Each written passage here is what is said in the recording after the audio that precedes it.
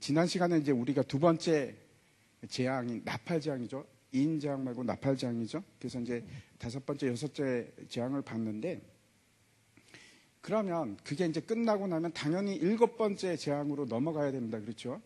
그런데 일곱 번째 재앙으로 넘어가기 바로 전에 다시 오늘 이제 10장과 11장부터 시작했고 다른 내용이 들어 있습니다.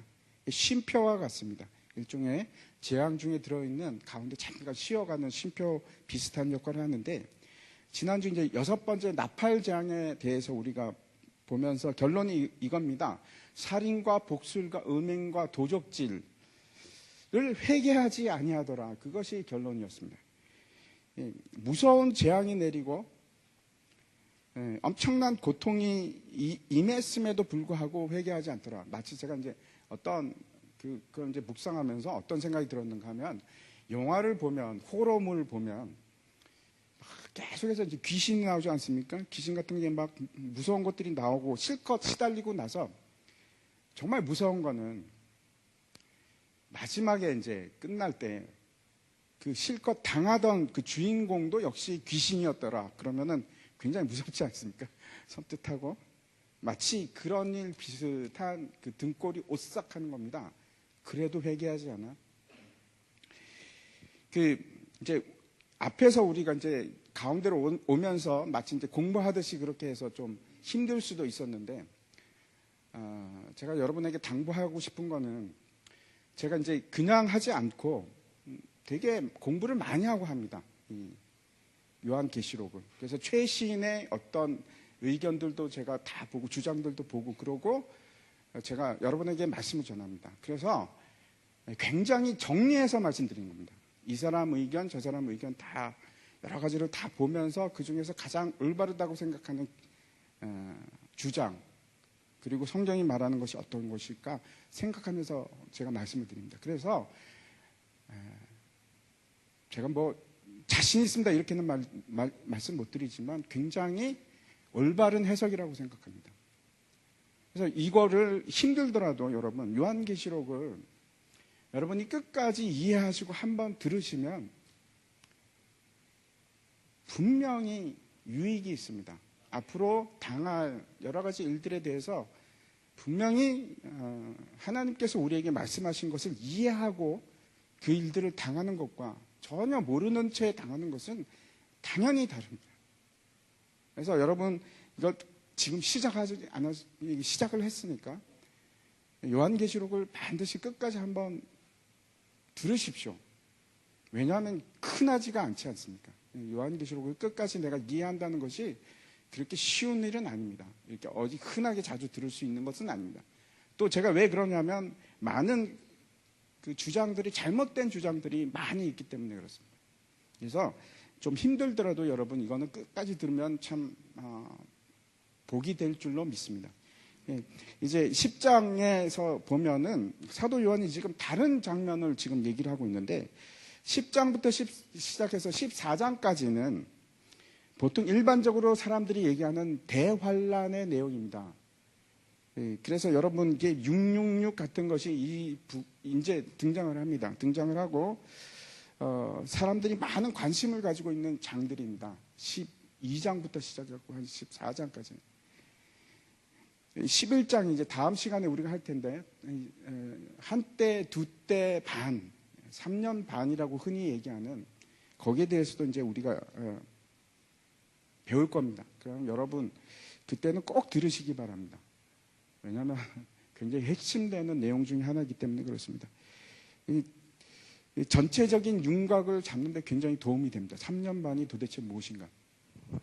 아무튼 이제 11장부터는 큰 환난에 대해서 말씀하고 있는데, 그 전에 하나님께서 우리에게 10장을 통해서 말씀하시는 것이 도대체 뭔지 제가 결론부터 말씀을 드리겠습니다. 11절 말씀인데 우리가 한번 보도록 하겠습니다. 11절 넘겨주십시오. 예. 같이 읽겠습니다. 시작. 그가 내게 말하기를 내가 많은 백성과 나라와 방언과 임금에게 다시 예언하리라 하더라. 많은 백성과 방언, 다른 모든 민족을 얘기합니다. 그리고 임금, 방언과 임금, 세상의 모든 민족과 방언들, 그리고 백성과 임금이라는 것은 낮으나 높으나 모든 사람들에게 비천한 사람이나 관리거나 왕이거나 모든 사람에게 예언하라 하는 말씀입니다. 이것이 오늘 그 10장의 결론입니다. 예언이라는 것이 도대체 무엇인가? 여러분, 예언이 뭡니까? 헬라어로 프레테튜어라는 단어인데 이게 우리가 흔히 생각하는 예언이라는 말과는 좀 다릅니다. 여러분, 예언하면 어떤 것이 먼저 생각이 드십니까? 미래에 대해서 어떤 걸 얘기하는 거? 라고 생각하기가 굉장히 쉽습니다. 그런데 이 프로페튜오라는 단어는 그런 뜻이 1차적인 뜻이 아니고 선포하다 하는 것이 1차적인 뜻입니다. 뭘 선포하는 겁니까? 하나님의 말씀을 선포하는 겁니다. 그래서 예언하다 하는 것은 직접적으로 말씀드리면 무슨 뜻인가? 무슨 뜻입니까? 하나님의 말씀을 선포하라 하는 뜻입니다. 선지자의 역할이 뭔가 여러분 한번 생각해 보시기 바랍니다. 선지자는 도대체 뭐 하는 사람인가? 뭐 하는 사람입니까? 예언하는 사람인데 미래를 말하는 사람이 아니라 어떤 겁니까? 하나님의 말씀을 선포하는 사람을 예언하는 사람이라고 합니다. 얼마 전에 이제 어떤 청년입니다. 저한테 찾아와서 이제 얘기를 하다가 신사도 운동에 대해서 저한테 물어봤습니다. 여러분 그런 얘기 들어보셨습니까? 신사도 운동? 못 들어보셨습니까? 신사도 운동이 이단입니까? 하는 질문을 저한테 했습니다. 흔히 요즘 사람들이 어떻게 이제 말하는가 하면 은사 운동을 옛날에는 주로 어떻게 얘기하냐면 오순절 파다 이렇게 얘기를 했습니다. 은사 운동을 하면 오순절 파다 이렇게 얘기를 했는데 요즘에는 그렇게 얘기하지 않고 은사 운동을 하면 주로 뭐라고 하냐면 신사도 운동을 하는구나 이렇게 얘기를 합니다. 이단이라고 많은 사람들이 얘기하는데 저는 뭐 딱히 신사도 운동을 하면 이단이다 이렇게 규정 짓고 싶지는 않습니다. 하지만 문제가 있다고 생각을 합니다. 그래서 이제 예를 들어서 교회에서 은사 사역을 하거나 아니면 G12를 하거나 알파를 하거나 아니면 성령 치유를 하거나 그러면 이제 많은 사람들이 뭐라고 얘기하냐? 신사도 운동 계열인가 보다 이렇게 얘기를 합니다. 좀 이단 취급을 하는 사람들이 있는데 제가 간단하게 이제 신사도 운동이 도대체 뭔지를 잠깐만 말씀을 드리면 에베소서 4장 말씀 한번 보여주십시오. 제가 한번 읽어보겠습니다. 그가 어떤 사람은 사도로, 어떤 사람은 선지자로, 어떤 사람은 복음 전하는 자로, 어떤 사람은 목사와 교사로 삼으셨으니 이 구절에는 해석에 여러 가지 차이가 있지만 이제 신사도 운동을 하는 사람들은 어떻게 해석을 하는가? 저걸 이제 교회의 오중직이라고 얘기를 합니다. 어떤 겁니까? 사도와 선지자와 그리고 복음 전하는 자, 전도자와 목사와 교사 이렇게 이제 교회의 오중직 이렇게 얘기를 합니다. 고린도 전서 12장에도 교회 직분에 대해서 얘기를 하고 로마서 12장에도 보면 교회 직분에 나오는데 조금씩 틀립니다. 그래서 저게 오중직만 있는가? 그거는 좀 의문입니다. 아무튼 5개의 직분이 있는데 첫 번째 사도, 선지자, 전도자, 목사, 교사 중 이것들은 계속 교회에 있는 것들인가? 에베소서 2장 말씀 한번 보여주십시오. 제가 한번 읽어보겠습니다. 너희는 사도들과 선지자들의 터 위에 세우심을 입은 자라. 그리스도 예수께서 친히 모퉁이돌이 되었느니라 라고 말씀을 하고 있습니다. 사도들과 선지자들 위에 교회가 세워졌다 이렇게 얘기를 합니다. 이것은 물론 어떤 교회를 말합니까? 초대교회를 말합니다. 처음에 교회가 세워졌을 때 누구의 터 위에? 사도들과 선지자들의 터 위에 세워졌다 이렇게 얘기합니다. 그래서 거의 대부분의 교회들은 어떻게 생각을 하는가? 신학자들을 비롯해서 교회들은 어떻게 생각하는가? 사도직과 선지자직은 초대교회 이후에는 사라졌다 이렇게 얘기를 합니다. 더 이상 필요하지 않다. 거기에 대해서 저는 뭐 이렇다 저렇다 얘기할 생각은 없습니다. 성경에서는 그 다음에 얘기하고 있지 않기 때문에 저도 얘기하지 않겠습니다. 그런데 신사도 운동을 하시는 분들은 어떻게 얘기를 하는가 하면 저 5개의 직책이 하나씩 없어지기 시작하고 나머지 남은 것은 목사만 남았다라고 얘기를 합니다. 그런데 이 목사만, 그러니까 이제 처음에 사도직이 없어지고 선지자직이 없어지고 전도자직이 없어지고 교사직이 없어지고, 그리고 이제 목사만 남았다가 언제부터 다시 회복되기 시작한다라고 그 사람들은 말하는가 하면 말세의 때, 마지막 때에 이 오중직이 회복된다 이렇게 얘기합니다. 그래서 이제 첫 번째 생겨나기 시작한 것이 뭐라고 얘기하냐면은 전도자가 생겨나기 시작했다. 그때가 이제 20세기 초부터 시작해갖고 빌리 그레함 목사 전도 운동이 막 일어나지 않습니까? 그래서 그때 복음 전하는 자, 전도자가 다시 회복되기 시작했다라고 얘기를 하고, 그 다음에 이제 어떤 일들이 일어나기 시작했냐면은 80년대 되면서 전 세계적으로 교육 열풍이 불었습니다. 그래서 교회들이 막 성경을 가르치는 운동 비슷하게 일어났습니다. 학생 단체들도 내비게이터 이런 것들도 생겨나고, 그래갖고 그때를 어떻게 얘기를 하는가 하면은 이제 교사직이 다시 생겨나기 시작했다 이렇게 얘기를 합니다. 그리고 이제 90년대 들어서 전 세계적으로 부쩍 어떤 사람들이 이제 막 생기기 시작했냐면 예언하는 사람들이 막 생기기 시작했습니다. 그래서 그때 이제 뭐라고 얘기하느냐, 이 사람들이 선지자직이 다시 부활하기 시작했다 이렇게 얘기를 합니다. 그리고 마지막에 이제 2000년대 들어서면서 사도직이 부활됐다 라고 이제 주장을 합니다. 그 중심에 누가 있나 하면은 그 플러 신학교에 있었던 교수인데 피터 와그너라는 분이 이제 자기가 사도다라고 얘기를 하기 시작합니다. 그 사람이 이제 신사도 운동의 핵심 인물입니다.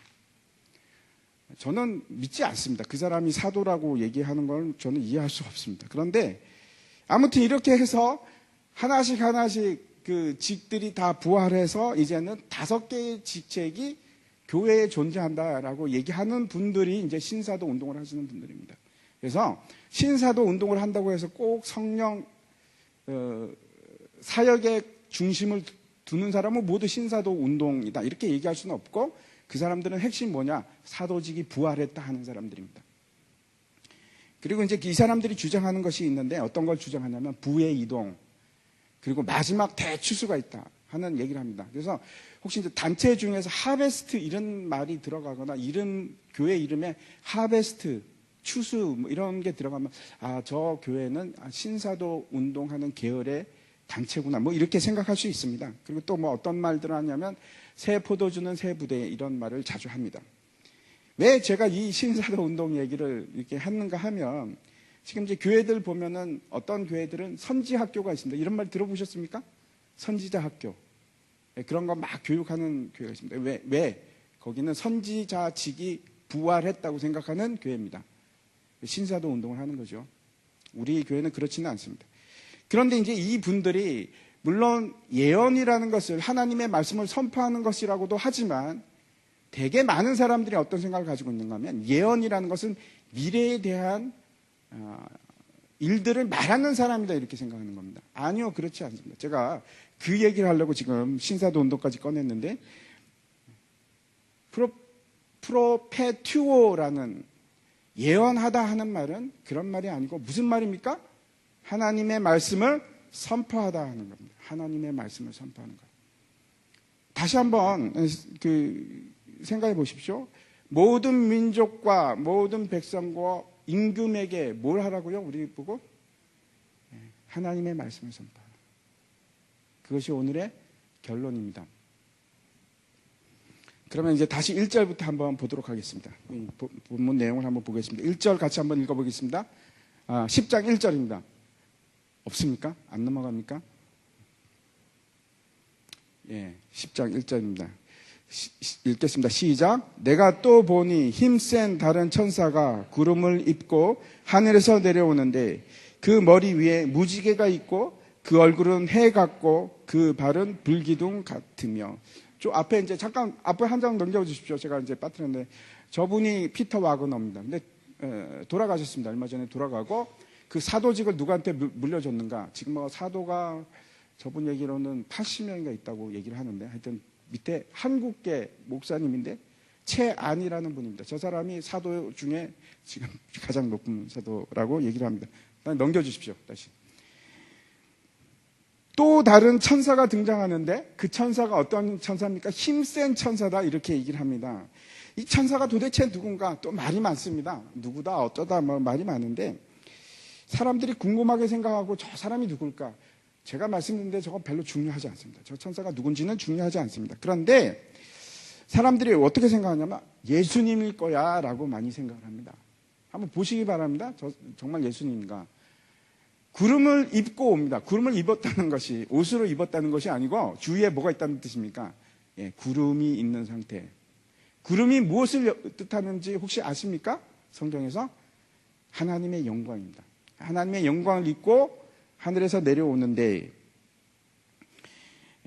신의 산에서도 그렇고 이제 그 하나님이 내려오실 때 구름이 자욱하게 낍니다.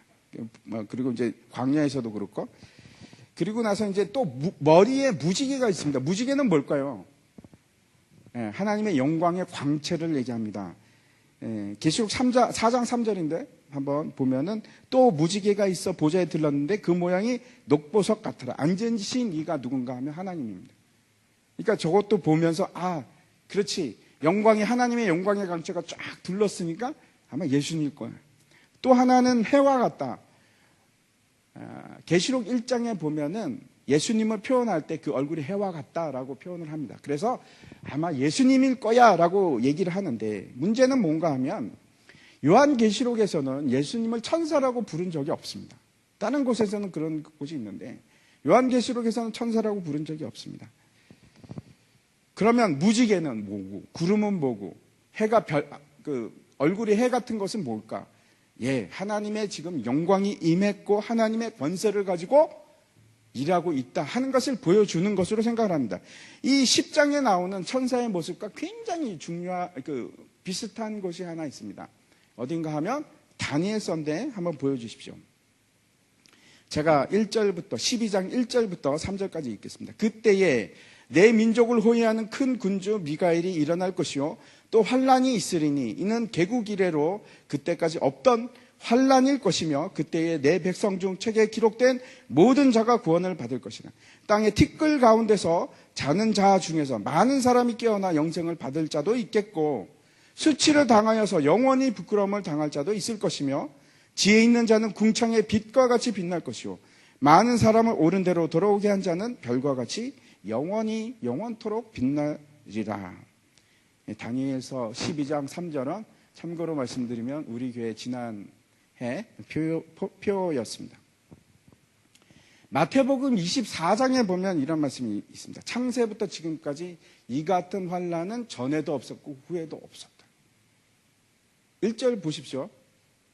똑같지 않습니까? 개국 이래로 그때까지 없던 환란이다. 극심한 환란이 있을 것이다. 이렇게 얘기를 하고 있습니다. 물론 이것은 안티오쿠스라고 예수님 오기 전에 아주 유명한 왕이었습니다. 그 사람의 핍박을 얘기하는 것이기도 합니다만 분명히 앞으로 닥칠 환란에 대한 얘기입니다. 좀 더 깊이 우리가 환란에 대해서 생각을 해보겠습니다. 고린도후서 1장 4절 말씀인데 같이 한번 읽겠습니다. 시작.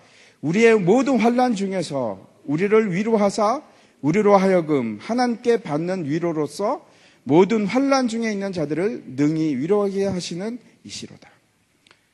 기억하시기 바랍니다, 여러분. 환란과 위로는 같이 갑니다. 환란이 있기 때문에 위로가 있습니다. 하나님의 위로가. 환란 받는 자들에게 필요한 것이 위로고 그 위로에 대해서 사도 바울이 또 뭐라고 얘기를 하는지 5절과 6절 말씀을 제가 한번 읽어보겠습니다. 넘겨주십시오. 그리스도의 고난이 우리에게 넘친 것 같이 우리가 받는 위로도 그리스도로 말미암아 넘치는도다. 우리가 환난 당하는 것도 너희 위로와 구원을 받게 하려는 것이요 우리가 위로를 받는 것도 너희가 위로를 받게 하려는 것이니 이 위로가 너희 속에 역사하여 우리가 받은 것 같은 고난을 너희도 견디게 하느니라.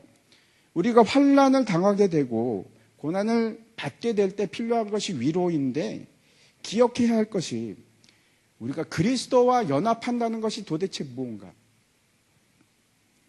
그리스도와 연합하는 것은 내가 그리스도의 영광과 승리만을 취하는 것인가? 아니요, 그렇지가 않습니다. 내가 그리스도와 연합한다는 것은 공유한다는 것은 모든 것을 공유하는 겁니다. 그 환난과 고난도 우리가 동시에 공유하는 겁니다. 여러분, 빼지 마십시오. 내가 예수를 믿고 예수 그리스도의 제자로서 살아가고 예수 그리스도를 믿는 사람으로 살아가고 그와 연합한다는 것은 그의 영광만을 취하는 것이 아니고 그 승리만을 취하는 것이 아니고 무엇도 같이 공유하는 겁니까? 그의 고난도 같이 한 몸이기 때문에 우리가 결혼을 한다는 것은 어떤 겁니까? 슬플 때나 기쁠 때나 한 몸이 되는 겁니다. 우리가 그리스도와 연합해서 한 몸을 이루고 그것이 성경이 뭐라고 하냐면 결혼의 참된 비밀이라고 얘기를 합니다.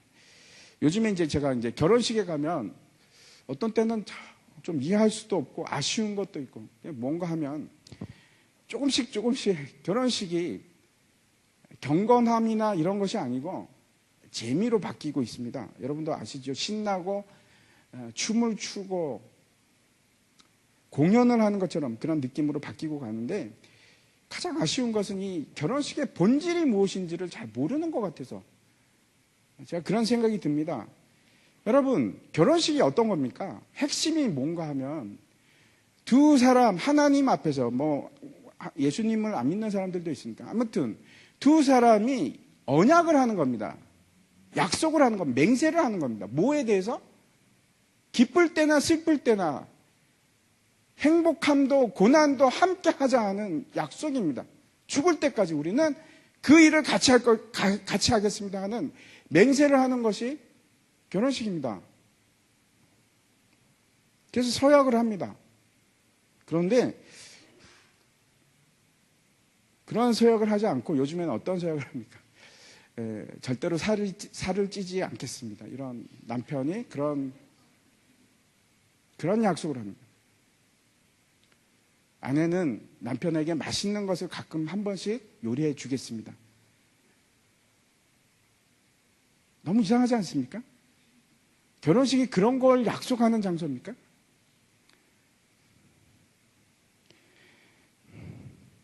운동을 열심히 하겠습니다.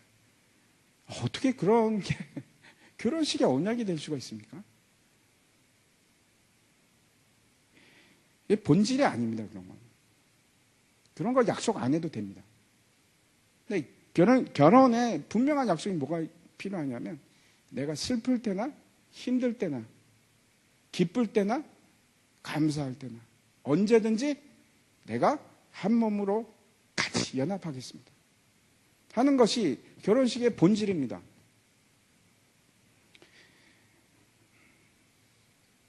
우리와 그리스도의 관계도 똑같습니다. 나는 힘들 때는 아닙니다. 예수님 혼자 고난 당하시고 기쁠 때만 영광만 함께 하겠습니다. 아니요. 결혼은 그런 것이 아닙니다.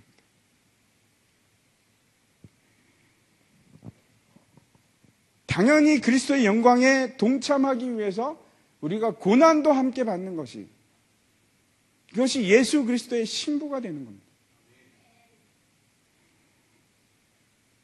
다시 그 다니엘서 1장 12장 1절부터 3절 말씀 보면은 천사 미가엘이 뭐라고 지금 얘기를 하는가 하면 큰 군주라고 얘기합니다. 앞에서 기억나십니까?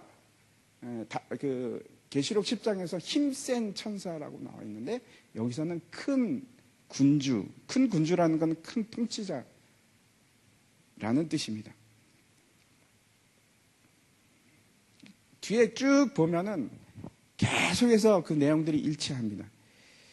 이 미가엘에 대해서 다시 그 계시록 12장에 등장하는데 7절 한번 보여주십시오. 하늘에 전쟁이 있으니 계시록 12장입니다. 하늘에 전쟁이 있으니 미가엘과 그의 사자들이 용과 더불어 싸울세 용과 그의 사자들도 싸우나 이기지 못하여 다시 하늘에서 그들이 있을 곳을 얻지 못한지라.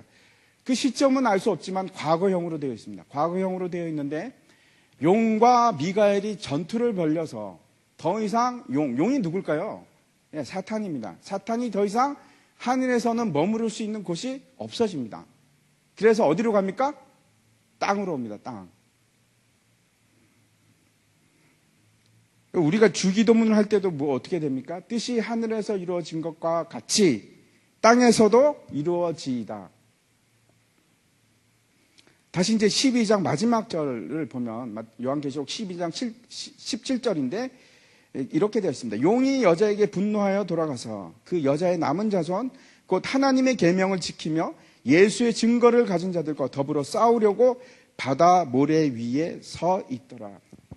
13장에서 이제 가면 이제 전쟁이 시작이 되는데 그 전쟁이 어떤 전쟁인가 하면 누구와 누구의 전쟁입니까? 용과 하나님의 말씀을 지키려고 하는 자들, 예수 그리스도의 증거를 가지고 있는 사람들 간의 전쟁입니다.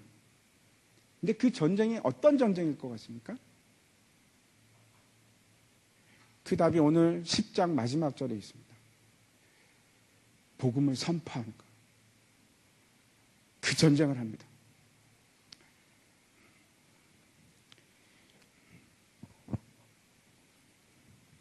백성들과 사탄의 싸움이 시작되는데 그것이 이전에도 없었고 그 이후에도 없었고 어떻게 되냐면은 이제 우리가 인해 재앙부터 시작하지 않았습니까? 인해 재앙은 제가 뭐라고 말씀드렸습니까? 땅의 4분의 1이 계속 언급이 되는데 우리가 당하는 겁니다. 이 땅에 있는 것을 우리가 그대로 당합니다. 그런데 다는 아니고 일부가 그 일을 당합니다. 실제적으로 당합니다. 전쟁이 있고 기근이 있고 환란이 있고 미혹하는 선지자들이 있고 그런 일들을 우리가 당합니다. 그런데 두 번째 재앙이 나팔 재앙에 가면은 여러분 그것은 어떤 재앙입니까? 영적인 재앙입니다. 실제 우리 몸으로 겪는 것이 아니고 영에 대한 내용입니다. 그래서 사람들이 고통을 막 당하는데 그 고통은 우리가 당합니까? 안 당합니까? 당연히 안 당합니다. 왜? 우리는 예수 믿는 사람들이니까. 영적인 고통은 안 당합니다. 누가 당하느냐? 예수 믿지 않는 사람들이 당합니다. 인 맞은 사람들은 그 영적인 고통을 당하지 않습니다. 그리고 이제 그 다음에 나오는 것은 대접 재앙인데 이것은 누가 당합니까? 모든 사람들이 다 당합니다. 환란이 큰 환란입니다. 이전에도 없었고 이후에도 없었고 여기까지 우리가 이제 6번째 나팔까지 보았는데 그러나 이제 11장 15절부터는 7번째 나팔이 붐 하고 울리기 시작합니다. 그건 다릅니다. 여러분 굉장히 힘든 일들이 일어나게 됩니다.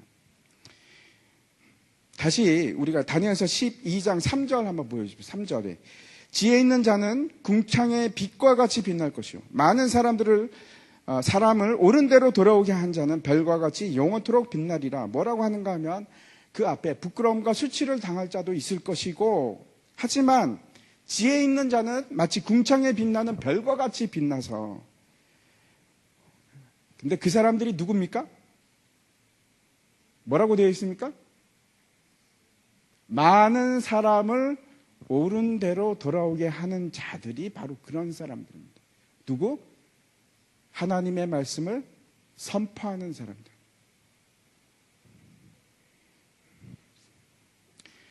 그래서 제가 이제 다 읽지는 않겠습니다. 한번 그 다음 장 넘겨주십시오. 이 이제 다니엘서 5절부터 10절까지 말씀인데 다 읽지는 않고 제가 이제 추려서 말씀을 드리면 이런 겁니다. 두 사람이 있는데 강 양쪽 편에 발을 디디고 서 있습니다. 그런데 그 중에 한 사람이 그렇게 얘기하는 겁니다. 이 환란이 언제까지 지속될 것입니까? 언제까지 이 일을 당해야만 합니까? 라고 얘기하자.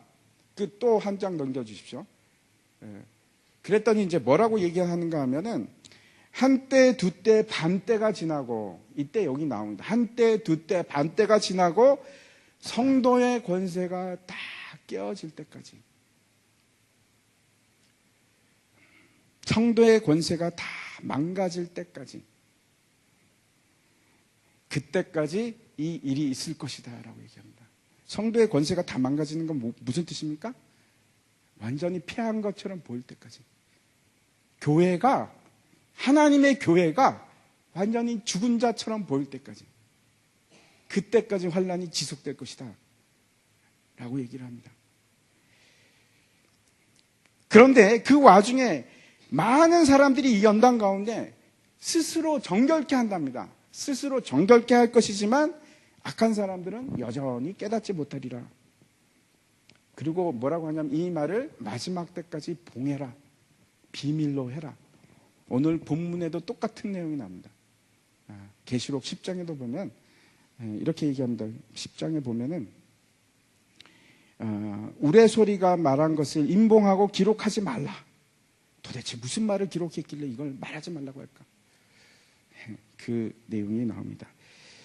이때 한때, 두때, 반때에 대해서는 제가 이제 다음 시간에 이제 자세하게 말씀을 드리도록 하고, 이제 다시 오늘 본문의 말씀 10장 2절로 넘어가도록 하겠습니다. 제가 한번 읽겠습니다. 그 손에는 펴놓은 작은 두루마리를 들고 그 오른발은 바다를 밟고 왼발은 땅을 밟고, 마치 그 다니엘서에서 나와 있는 그 강 이편과 저편에 있는 그 사람을 하고 똑같은 모습이지 않습니까?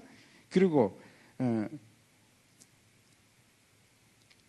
왼발은 밟고 이렇게 되어 있습니다. 그렇게 되어 있고, 그 다음에 이제 6절과 7절을 한번 보도록 하겠습니다. 세세토록 살아계신 이곳 하늘과 그 가운데 있는 물건이며 땅과 그 가운데 있는 물건이며 바다와 그 가운데 있는 물건을 창조하신 이를 가리켜 맹세하여 하나님을 향해서 맹세하여 이르되 지체하지 아니하리니 일곱째 천사가 소리내는 날, 일곱째 나팔이 불리우는 날, 그의 나팔을 불려고 할 때에 하나님이 그의 종 선지자들에게 전하신 복음과 같이 하나님의 그 비밀이 이루어지리라 하더라. 무슨 얘기인가 하면 일곱째 나팔 든 천사가 무 하고 나팔을 불려고 할 때, 그때 하나님의 비밀, 다시 말씀드려서 다니엘이 얘기했던 그 임봉하고 마지막 때까지 비밀로 하라고 했던 그 내용이 이제는 지체하지 않고 이루어질 것이다 라고 맹세를 하고 있는 겁니다. 그리고 다시 이제 9절과 10절, 10장 9절과 10절 말씀을 한번 9절부터 10절 계속 제가 보겠습니다. 내가 천사에게 나아가 작은 두루마리를 달라 한즉 천사가 이르되 갖다 먹어버리라. 내 배에는 쓰나 내 입에는 꿀같이 달리라 하거늘 내가 천사의 손에서 작은 두루마리를 갖다 먹어버리니 내 입에는 꿀같이 다나 먹은 후에 내 배에는 쓰게 되더라. 11절까지 제가 한번 읽겠습니다. 그가 내게 말하기를 내가 많은 백성과 나라와 방언과 임금에게 다시 예언하여야 하리라 하더라. 이제 제가 다시 전체적인 얘기를 그 내용을 말씀을 드리겠습니다. 이 요한계시록 10장의 내용은 다니엘서 12장과 이렇게 연장성상에 있는 것처럼 그렇게 기록이 되어 있습니다. 앞에서 일곱째 나팔이 불려지고 여섯째 나팔까지 불려지고 뒤에는 일곱째 나팔이 불려지고 일곱 재앙이 다시 대접 재앙이 다시 시작됐는데 그 일이 닥치기 바로 전에 요한에게 주어진 것이 있습니다.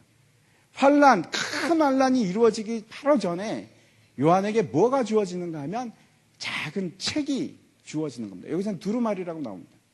근데 이제 원래는 책입니다. 책을 갖다가 주면서 천사가 뭐라고 합니까? 그 천사가 힘센 천사가 다니엘서 같으면은 미가엘이죠. 먹으라고 합니다. 그래서 먹었습니다.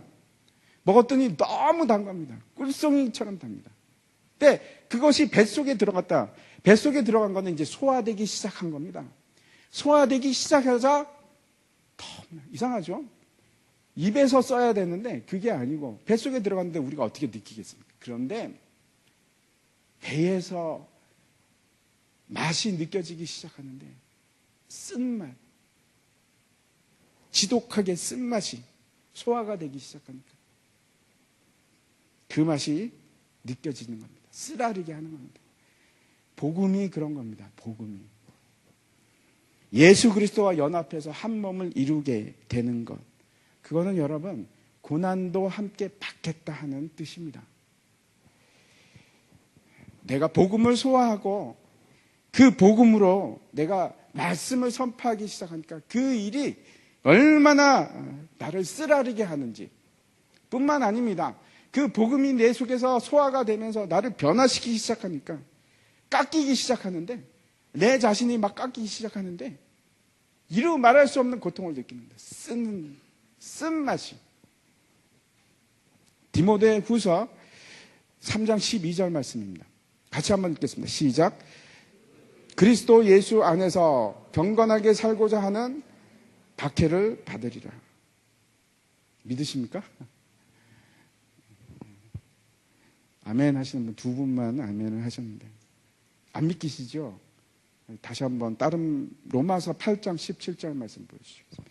같이 읽겠습니다. 시작. 자녀이면 또한 상속자 곧 하나님의 상속자요 그리스도와 함께한 상속자니 우리가 그와 함께 영광을 받기 위하여 고난도 함께 받아야 할 것이니라. 내가 하나님의 상속자가 된다는 것은, 그리스도와 함께 후사가 된다는 것은 어떤 것인가? 그와 함께 영광을 받기 위해서 고난도 함께 받는 겁니다.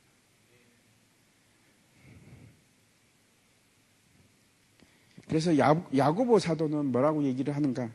시험을 받으면 온전히 기쁘게 여기라. 내가 후사가 되었다는 증거가 되기 때문에.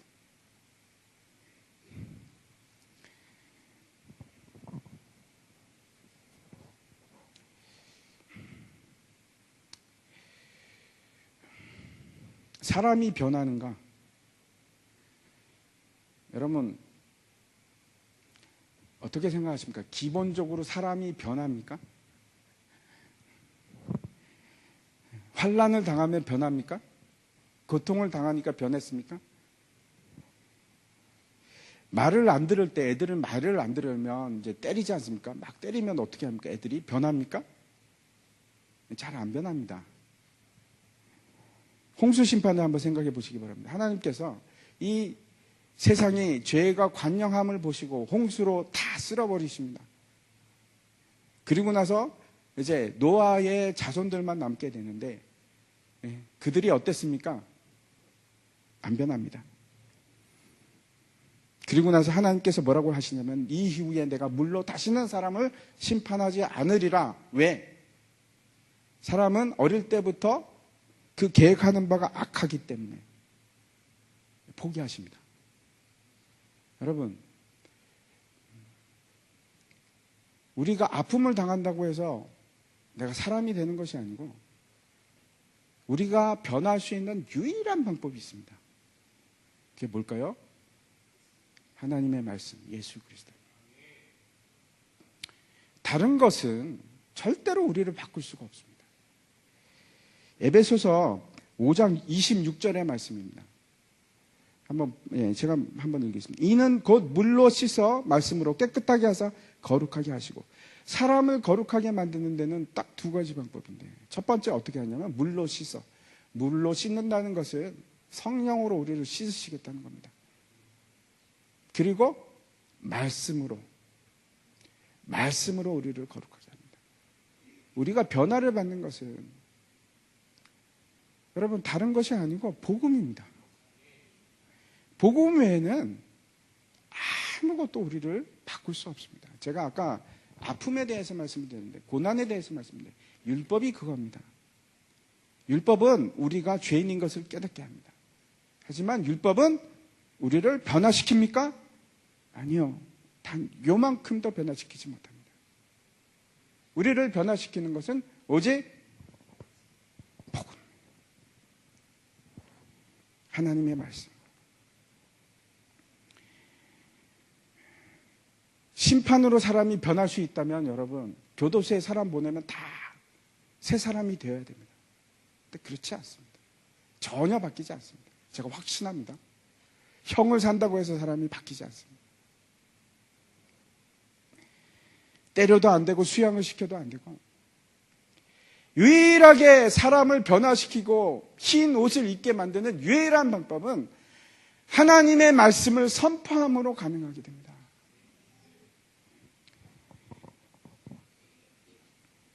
복음이 그런 겁니다. 예수 그리스도와 연합해서 한 몸을 이루고 고난을 같이 받고 내가 그 고난을 감내하면서 예수 그리스도의 복음을 선포하는 것. 우리가 깎일 때 아프고 또 내가 복음을 선포함으로 아픔이 오고 고통이 반드시 옵니다. 그런데 그걸 하라고 하십니다. 환난을 앞두고 우리에게 뭐라고 얘기하시냐면 그걸 하라고 합니다. 세상 사람들이 그렇게 얘기해주지. 너만 잘났냐? 너만 그래 너 예수 믿고 그렇게 잘 살아. 나는 됐어.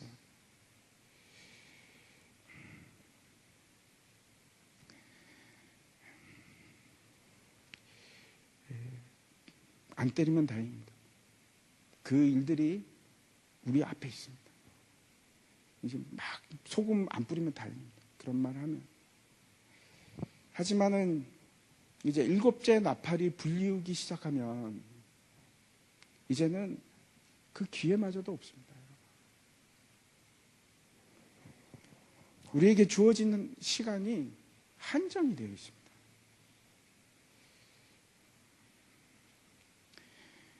때를 놓치면은 이제는 영원히 놓치는 겁니다. 굉장히 많은 사람들이 복음을 전하는 일에 방관자의 모습을 취합니다. 그리고 많은 또 목사님들도 그런 얘기를 합니다. 일단 훈련하세요. 본인이 좀 사람이 되시고 그리고 하세요. 먼저 성장하십시오. 이게 맞는 말일까요? 아니요. 성령이 우리에게 임하기 시작하면 내가 내 모습으로 하는 것이 아니고 빛을 그냥 그 빛을 보여주는 겁니다. 우리에게 영광이 임하면 저 말씀처럼 그냥 일어나야 합니다. 빛이 들어오는 순간부터 우리는 하나님의 복음을 전하는 선포하는 사람으로 바뀌는 겁니다. 뭐 예비 운동이고 그런 게 필요한 것이 아닙니다. 여러분 한번 생각해 보시기 바랍니다.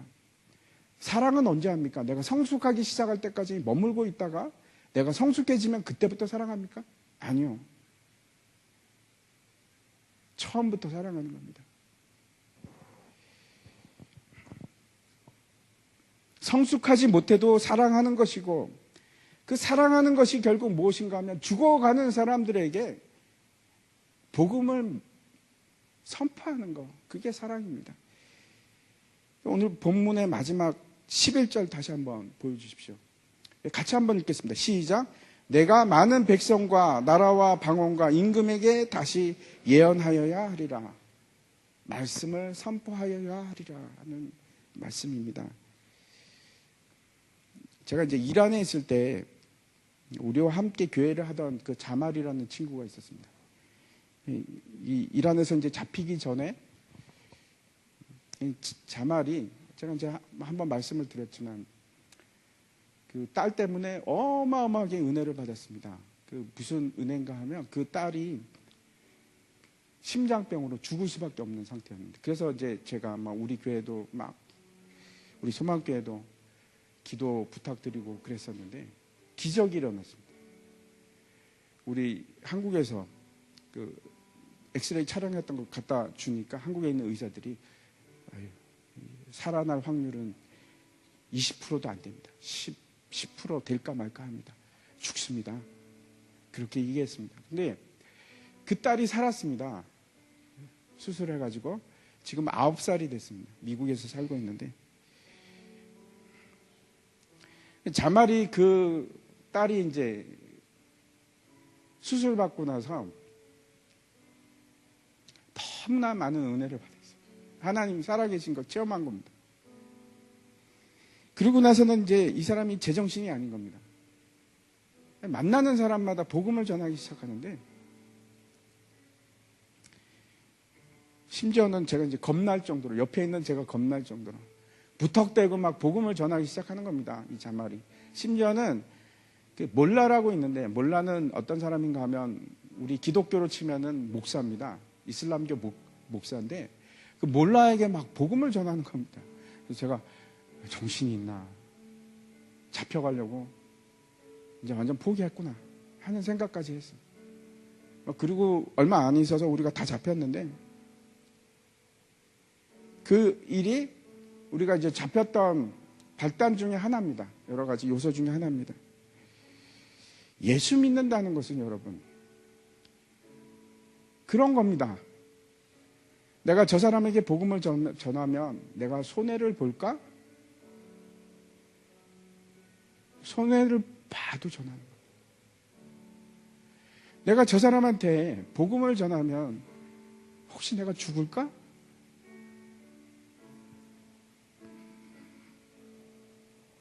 그래도 하나님의 말씀을 선포하는 것이 예수 믿는 겁니다. 제가 왜 이 말씀을 드리냐 하면, 우리 때 모르겠습니다. 우리 자녀 때 환난이 올 때 여러분 어떻게 하시겠습니까? 성경은 뭐라고 얘기하시냐면, 그래도 복음을 전해야 해. 저는 이게 너무나 실질적입니다. 왜냐하면 일 안에서 제가 살았기 때문에. 여러분 어떻게 하시겠습니까? 그래도 복음 전하시겠습니까? 죽인다고 할지라도?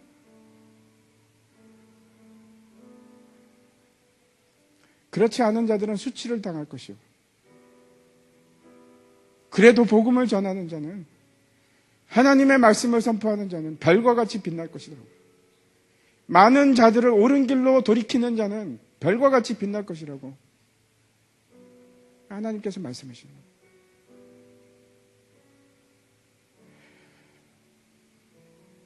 지금은 여러분 박해가 없어서 여러분 복음을 안 전하십니까? 저는 어떤 때는 막 답답합니다. 저도 똑같습니다. 우리에게도 믿지 않는 가족이 있습니다. 그래도 어떻게 하면 복음을 전할까? 여러분 그렇게 사셔야 됩니다.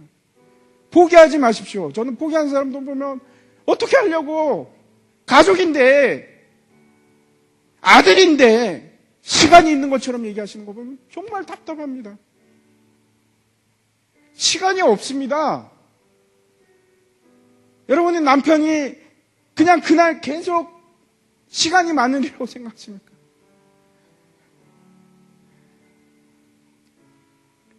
여러분 부모님이 그냥 시간이 그렇게 많이 있으시라고 생각하십니까?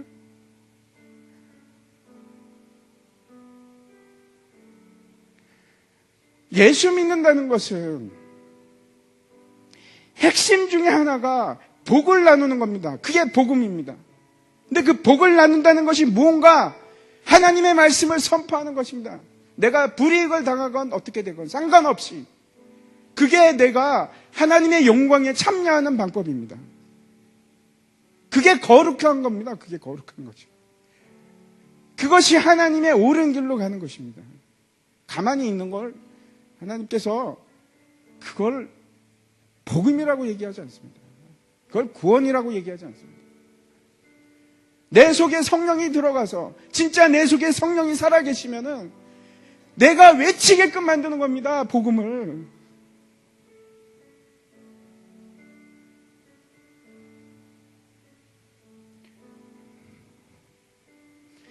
예수님께서 누가복음에 보면은 예루살렘을 떠나오시면서 밖으로 나오시면서 여러분 기억나시죠? 예루살렘아 예루살렘아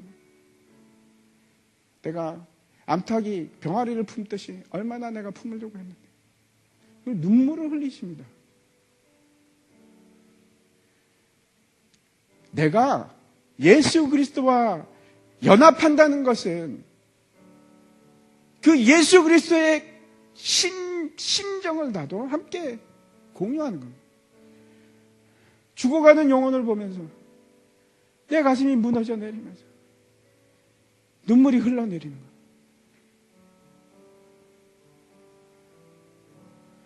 금년에도 우리가 소망 나눔 잔치 또 할 겁니다. 내년에도 또 할 겁니다. 왜?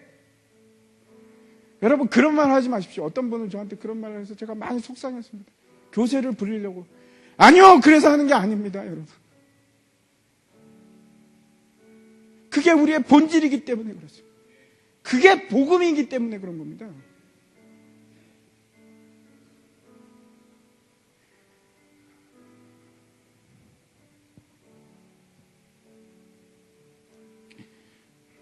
여러분, 사람들이 하나님의 기적을 보고 돌아오지 않습니다. 고난 때문에 돌아오는 것이 아닙니다. 예수 그리스도의 생명의 말씀으로, 복음으로 다시 돌아옵니다. 그리고 그걸 누구한테 맡기셨습니까? 저와 여러분에게. 우리가 그 일을 하는 겁니다. 나중에 여러분 환란이 혹시 닥치시면 이 요한계시록 10장에 있는 말씀을 기억하십시오. 아, 핍박이 올 때 내가 포기하지 말아야 될 게 있습니다. 예수 그리스도 이름을 선포하는 겁니다. 죽을 수도 있습니다. 하지만 하십시오. 고난당할 수 있습니다. 그래도 하는 겁니다. 왜? 내 목숨보다 예수 그리스도를 내가 더 사랑하니까. 함께 찬양했으면 좋겠습니다. 오소서.